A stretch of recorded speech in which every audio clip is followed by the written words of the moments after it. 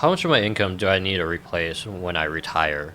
Do I have to replace 100% or can I just replace a portion of it? Yeah, this comes up all the time. People are trying to figure out what their retirement's going to look like, what it's going to cost.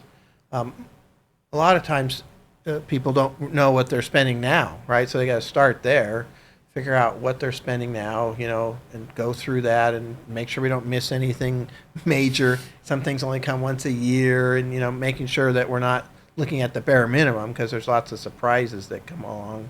I have 3 dogs, 2 kids, and 5 cars. I get a lot of surprises. Right? Stuff keeps coming to the point where you kind of have to budget for it. So let's say, just for example, that somebody has $100,000 worth of income now, right, Hmm. in gross, and they want to know, well, how much am I going to need in retirement? Well, first of all, first question I always ask, especially for somebody that's getting closer to retirement, is how much are you saving into your 401k? So Hmm. let's just say that person's saving 20,000 401k. They're not going to do that anymore. So they're really living off of that $80,000. Hmm. So a lot of times people kind of just maintain the same standard of living that they had prior to retirement. So that standard of living is 80,000, right? Versus 100 that they're making. So now we've got a number down to 80.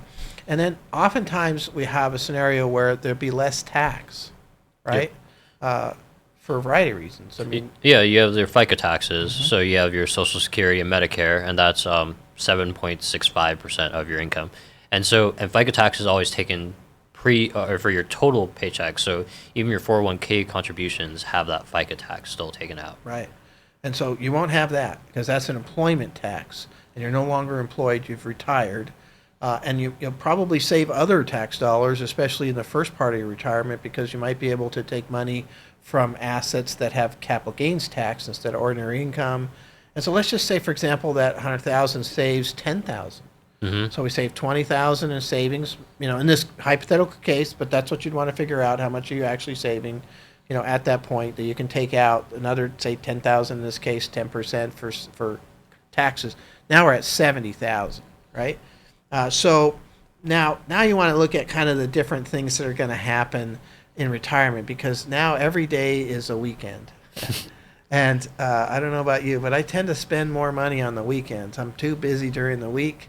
I'm working all the time, and now I'm retired, let's say, and I've got hobbies or travel or whatever it is that happens. So that could be an increase in cost. Hmm. Yeah, and so you got to kind of factor that back in.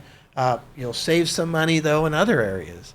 For example, maybe you're not driving as much. Mm. Yeah, so and you're not driving back and forth to work. I don't know. Maybe you're not doing that now anyway because there's so many people working from home. But obviously you have less gas and maybe clothes. You don't spend as much money. In clothes. I mean, I honestly see the clients come through the lobby that have similar style as to when they retired because they're not Hmm. wearing them out.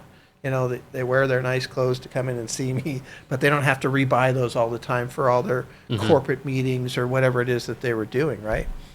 So, yeah, it's that's the issue. I once had a client tell me, at some point in your life you get off the fashion train, Hmm. right? And your clothes cost goes down pretty substantially if you just keep wearing the same things all the time, right?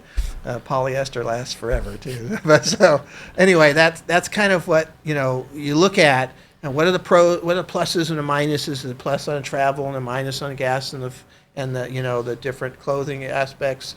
And what's happening with the taxes? What's happening with the overall scenario that happens with your savings that you probably won't be doing. Yeah. Yeah, I think it's a lot easier to instead of trying to think about replacing your income, but thinking about how do I afford my expenses, my cost of living, that or my style of living.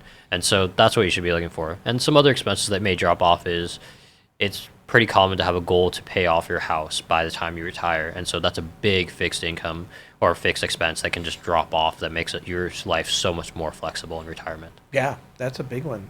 We see a lot of people that if they haven't done it right at retirement or right before, they're on track to do it fairly soon Hmm. thereafter, right? And so that's another, basically a cost that'll disappear. And yeah, they're all there. I'd say I'd see probably in that 70 to 80% of current income quite often.